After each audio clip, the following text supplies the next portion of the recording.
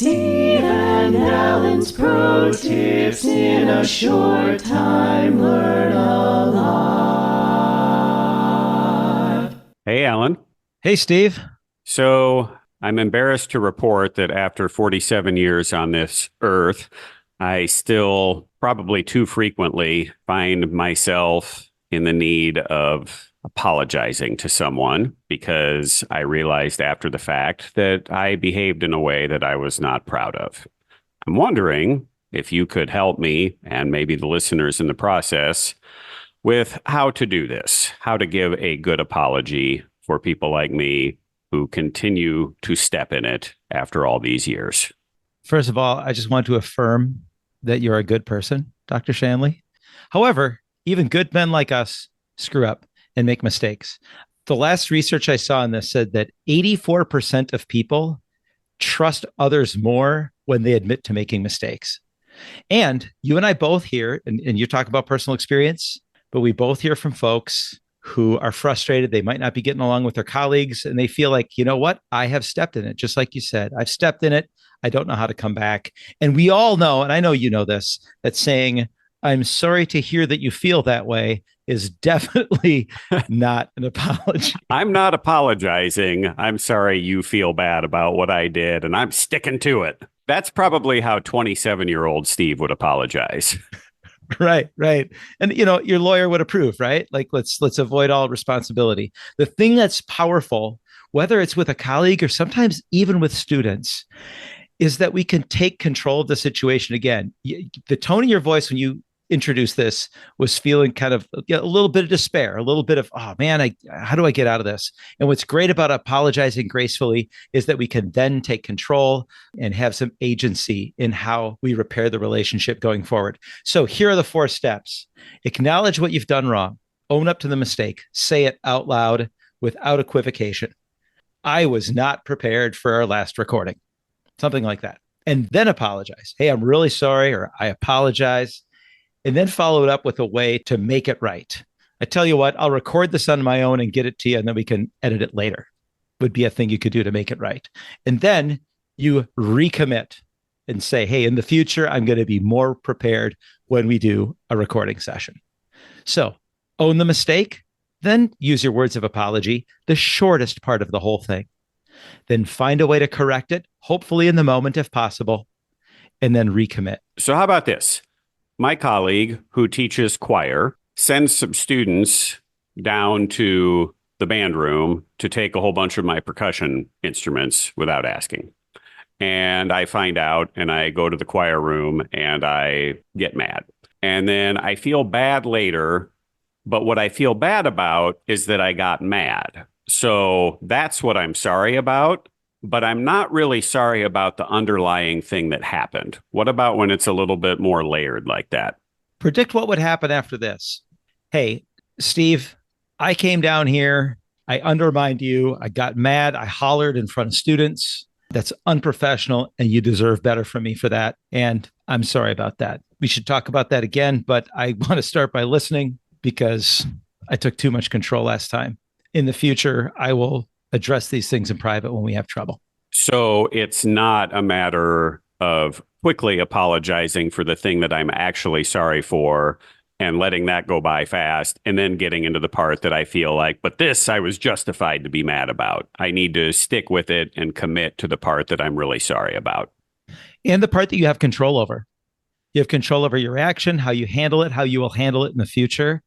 And if this person you're talking to has a conscience, they're not going to be as on edge as they might have been when you come in all mad. They'll be a little disarmed and ready to engage in an exchange because you didn't start out by saying, hey, I'm sorry I yelled at you, but you should not have sent those kids to take stuff without asking me. That's another kind of non-apology that seems like an apology where you just really want to get to the problem next. If you want to improve the relationship, admit the mistake, commit to doing something differently in the future. Okay. And then how about this other extreme? I have some people in my life who, in my opinion, apologize too much. And they apologize for things that really aren't their fault.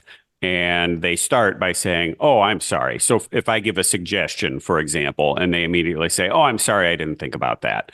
So how do we know whether or not we should be truly sorry? And part two, how can I, when someone apologizes to me and I think you don't need to apologize, how should I handle that? Let's go to the reflexive sorry, which is, I think, what you're referring to.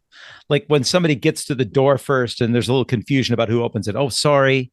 Or somebody's like 30 seconds late and they're like, oh, sorry about that. It's just a very reflexive, almost like a sorry about everything. Is that what you're talking about? It is. And for our listeners who are not from the northern United States, Alan is saying sorry. When you hear him saying sorry, that's the word sorry. So if you need me to translate, I got you covered. You could take the boy out of Wisconsin, but you can't take the Wisconsin out of the boy. But you can take me out of the boat. So the thing that you can do is if you have a relationship with that person, you can counsel them, influence them to substitute the phrase thank you for the reflexive sorry. Like, oh, sorry, I went on so much about that. Hey, thanks for listening to me go on about that. Oh, sorry, I went through this door before you. I didn't see you there. Hey, thanks for letting me go first. I didn't see you there. So you start to substitute thank you for sorry. And then instead of inviting someone to then say, oh, that's okay. Oh, that's okay. Oh, that's okay. Then instead, you're kind of honoring the fact that they're a part of the exchange by saying, thank you for listening to me, or thanks for letting me go on a bit. And they'll say, that's fine. And then it's a little bit more of an equal exchange. That seems like an easy one, an easy replacement. What about that first question? How do I know whether or not I should be sorry? I think it's if you can name everything that you put in the parts of the apology model. So if you can name the mistake that the thing that you ought not have done, if you can spell that out, and if there's a way to make it right or do it differently in the future, then maybe it's something that warrants an apology. Or if you put all that together and you realize, oh, that's a little silly. It seems a bit much to go on about this. The other thing you brought up is accepting apologies. If someone does it in this way, if they are graceful enough to own their mistake and apologize in that way that we're talking about, resist the temptation to reassure them by diminishing it and saying, oh, no big deal. Oh, no problem. Oh, you thought I'd be bothered by that? Oh, that's no big deal. They've probably gone to a little bit of effort to be vulnerable and open enough to say, hey, I was unprepared the last time we were going to record a quick pro tip. I'm really sorry about that. I'll record it on my own and send it to you to edit, and I'll make sure that I'm prepared the next time we do it. And then the response to that can be, hey, yeah, thanks for that.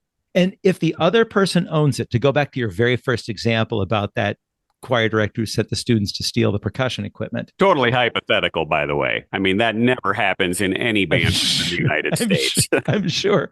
But usually in a situation like that, then the other person will probably respond in kind and own their part in the conflict. And you'll both trust each other more because you've both owned up to the mistake, which goes back to the whole reason for talking about this. Our relationships are important. Sometimes we feel like we've stepped in it and we don't know how to get out of it. Take control by owning it, apologizing, making it right, and recommitting in the future. Do you need an acronym to help remember this, Dr. Shanley? I don't, but go ahead if you've got one. Why, since you asked, AAMR, acknowledge, apologize, make it right, recommit. And the way to remember AAMR is to remember that it's all about my relationships. I learned this from one of our insiders, my dear friend, Matt Priest. I learned this from him, and I'll never forget it. And we've been using primarily relationships with other adults as our examples today, but certainly this applies to owning up with the students when you've made a mistake. I told you that I was going to have these grades in Infinite Campus by the end of last week, and I should have. And I know that you're all checking to see how you're going to do on midterms. I apologize for not doing that when I should have.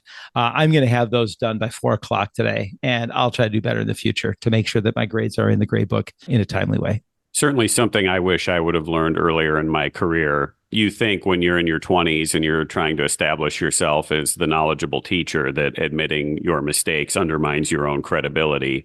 And wow, as I went along, I discovered kind of the more I admit to the students the things that I either don't know or that I screwed up, they like me and trust me more. Yep. I look back in the first 6 years of teaching, knowing this model would have been very helpful. Good stuff, Alan. Thank you. You got it. Steve and Alan's Pro Tips in a Short Time.